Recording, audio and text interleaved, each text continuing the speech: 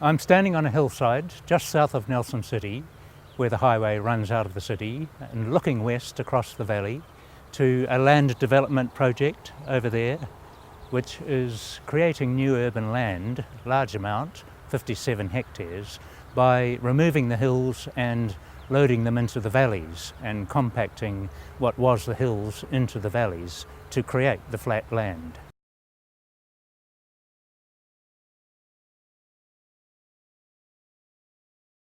Presumably there's been resource consents in, but we just sort of noticed it because all of a sudden there's graders and bulldozers in there and scraping is going on, and we sort of just keep an eye out. We just sort of watched it, and this is over a period of 2 or 3 years, and then we sort of the top of that hill's getting a bit lower, and then there was telephone lines that went over that hill. And we watched as, you know, the poles were sort of dangling in midair as the ground below it sort of disappeared. What they did was that they've actually changed the contour of the whole area. It's what used to be something like 4 or 5, little hills with gullies between, have been completely flattened. And we've just got this massive area that looks like a dam face. And that edge of that huge face of earth, or topsoil or subsoil or whatever it is, has been compacted and covered in the top of the Maire Stream. In the Nelson City Council and Tasman District Council land management requirements, earthworks should not change the contour of the land significantly. And taking the tops off a hill and filling in the gully and then compacting it, and it says you should not unduly compact things either. And you should not be changing the natural water flows. The difference was that the water was loaded with gravel, and that's what started causing the erosion. Because prior to that, just up behind that tree there, it used to run like Hooker Falls after a big rain, but it was all clean and just went down the stream, and that no danger or no damage. But when it was loaded with gravel and silt and stuff, this is what it started to do, you know. You see all this crap in the water, this brown stuff? When I first moved here, when this development was just getting underway, there was none of this brown flat out. The rocks were all dead clean, nice, and that's all happened since the development. They've either introduced something into the catchment that is causing that, or else whatever used to keep that under control has been eliminated from the water system. The water doesn't even look clear, and we haven't had rain for what, 3 or 4 days? The water was now coming through my property, which was used to seep into the back and now was running at the speed of a hose. And though I've had the council in several times over the last 3 or 5 years, they just say, oh, there's a lot of water in these hills. So now all my retaining walls that just started cracking and splitting and falling over. I've been down here for hours digging out these drainage ditches here to try and get the water away as quickly as possible. But I can't get under the house. I can't go any further under there where it looks like there's springs in that have developed, which I suspect has happened since the house was built. I can't imagine anyone building a house on springs, natural springs. And you know, we haven't had rain for probably a week now, and it hasn't been that wet lately. When it is wet, this is just flowing constantly. You can imagine that when you've had thousands of tonnes of weight removed from an underlying area, it's, you know, certainly it makes sense that the water might take a different course to what it's always done. And I know that there are people who've always had dry homes in the Douglas Road area under their houses, and coinciding with this work that's been done, they're finding that their houses are now damp underneath. So the mind has to wonder what's occurred, and that's the only significant thing that's occurred. So it tends to make you think that it's had some impact, all the earthworks, in some form. You couldn't see what was going up here because you're at your house, you're just around the corners, there's these trees. You just saw the earth workers going backwards and forwards, just slowly piling up this earth higher and higher and higher, and going, what is that? And you just thought it was a band. Maybe they're going to put a road across. But you come from a top and it's like 400 metres wide. Great idea, and some people don't want it. I see it as progress, getting an older population, and it'll be lovely living up there, and the view you've got of the southern ranges, and it's just when it turns to looking after nature, that's when it becomes a... Has anybody thought about that when they built this great big land bridge on the head of the stream? There's an element of risk in anything that you do. The more that you disturb land, the more chance of something unexpected occurring, I suppose. But you rely on engineers, and it's a well-known science. Certainly I think that they've certainly done this to the best of endeavours. Whether you can pin any liability on anything, I've no idea. That's a separate issue. The lower valleys are very much affected by the soakage that comes down from the higher hills.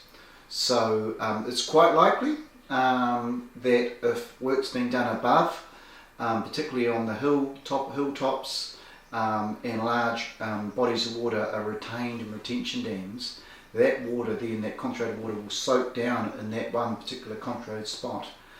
Find a permeable layer down in stratification of the soil, and then run along that new route and form a new underground flow.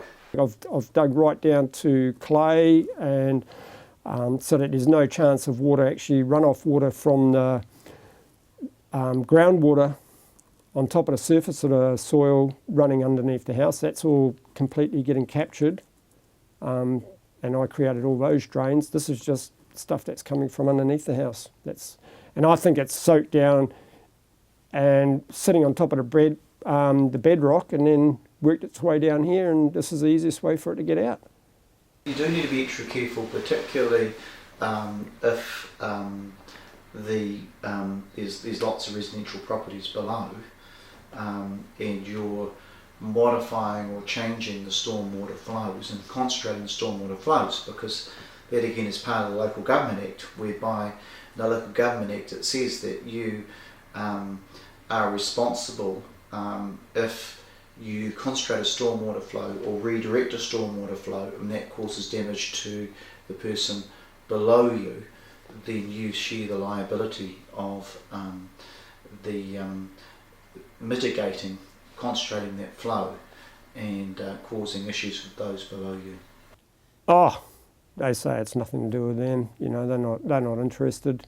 I've had engineers around here to have a look at it, and they said, you won't get any luck out of the council. The council will just say, look, it's not our doing, it's nothing to do with us.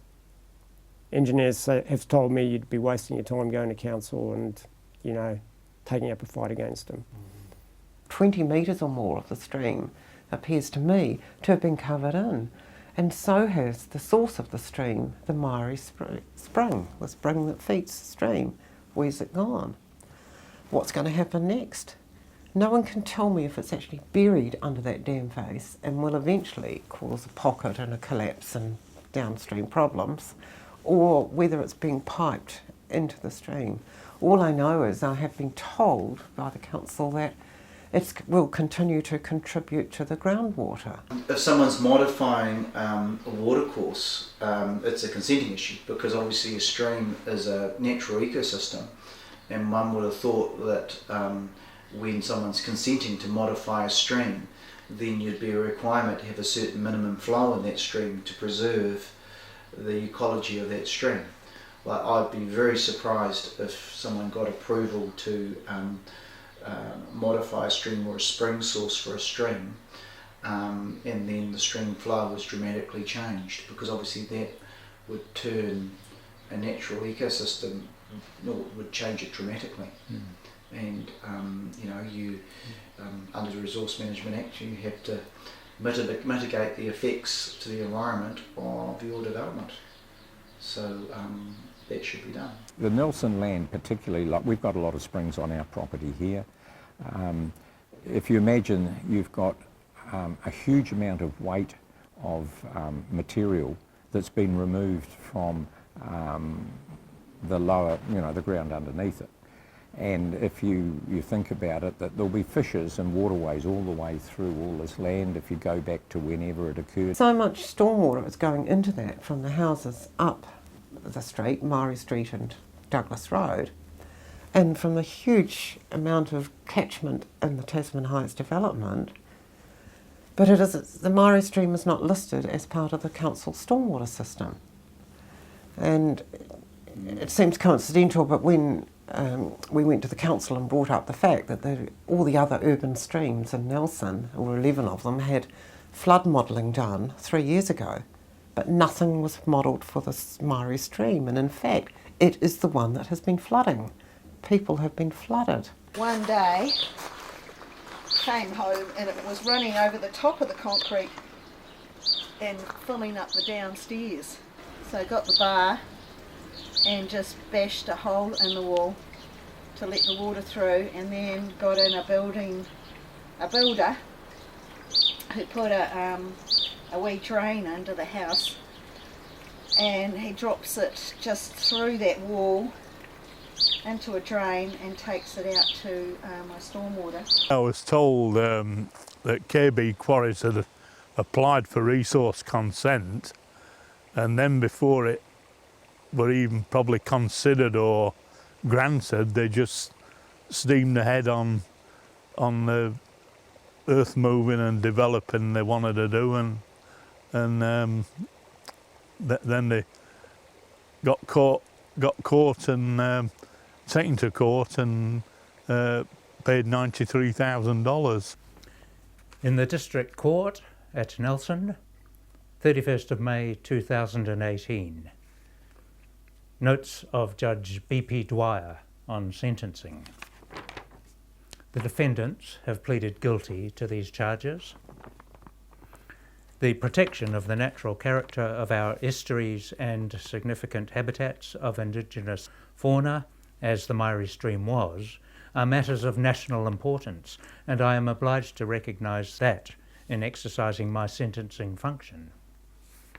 The offending was the culmination of an ongoing situation of appalling management of sediment discharges by the defendants, which commenced within only weeks of resource consent being granted and persisted for a period of a year up until the offending. I will therefore impose fines of $18,000 on each defendant on each charge, and there were 5 charges, so that came to $90,000. I know KB Quarries were given what might seem like a significant fine for breaking their resource consent during their development, but honestly I think it was probably peanuts and in the scheme of things, and what it cost them in fines was probably less than what it would have cost them to actually abide by their resource consent and do the work that was required to mitigate any damage to the stream that should have been done during the development or prior to the development being carried out, so that the stream was maintained in a pristine condition. Unfortunately, that wasn't done, and so KB Quarries ended up with a slap on the wrist and a small fine, and we've ended up with a stream that's been damaged significantly and will take a hell of a long time to recover, and some of the aquatic life may never come back. We might have lost it forever. Currently, when you walk up the Maire Stream, the stream is actually being fed, to my mind, what looks like solely with stormwater. So those fish up there are just living in a stormwater drain. Last year, I think, we got a note in our letterbox from Anne Dickinson, just explaining, or just really inviting people who are interested to come and have a look at the Maire Stream. So we had a meeting with her one evening and with a couple of people from the Nelson City Council. And there was a bit of a talk about cockapoo, in other words, one of the species that makes up the whitebait species in New Zealand, and that they were probably in the stream. And I thought, wow, that's good, because this is an urban stream. There's been heaps of development up behind it and its sort of tributaries and so forth, and also we're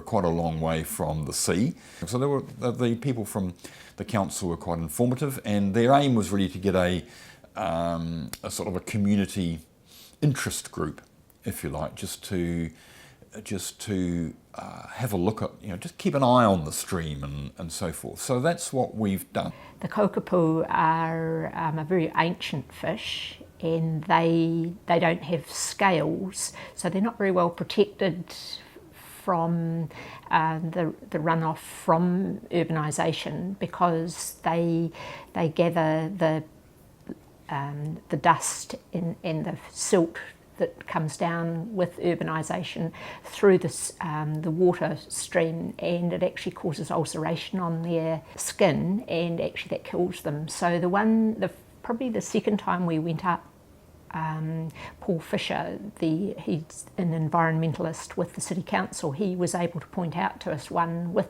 an ulcerated skin, and he said, well, that one will die.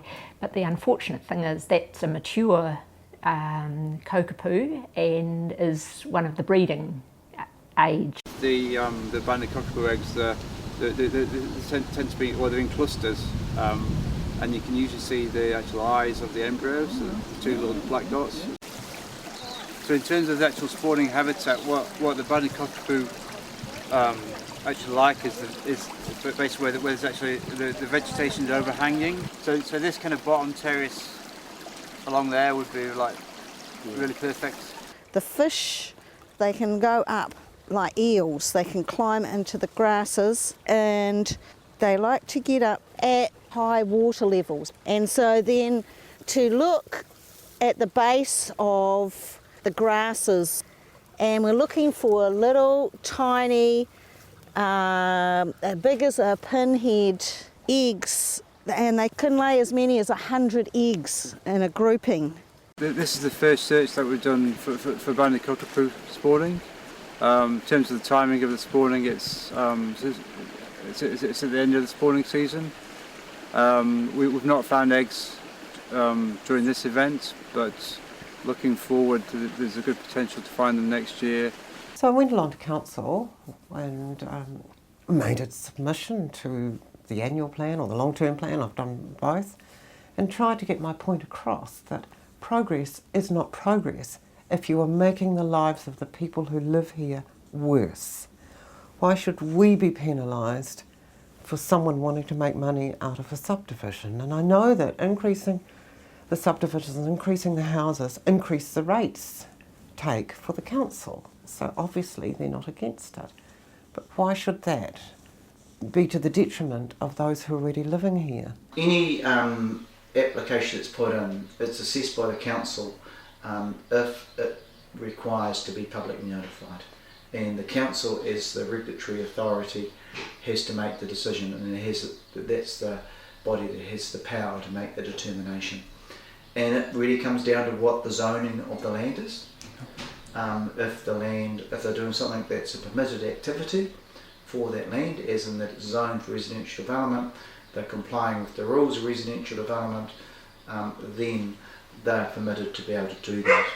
But in saying that, is if you are modifying a stream or a watercourse or doing work in a stream, then that's a different kettle of fish. Land development, you can't knowingly go ahead and modify a stream, because that would be a different consent process for the stormwater runoff and modifying a stream. The council have been pretty good so far in as much as they're recognising that there is some sort of issue, the extent of it yet to be determined, but they have investigated their stormwater network there.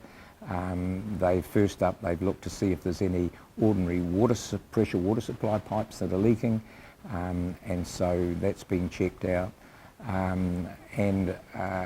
So it's just a matter of following that process through. So that sort of eliminated broken water pipes, and then we still have a problem. Okay, so there's springs, there's no obvious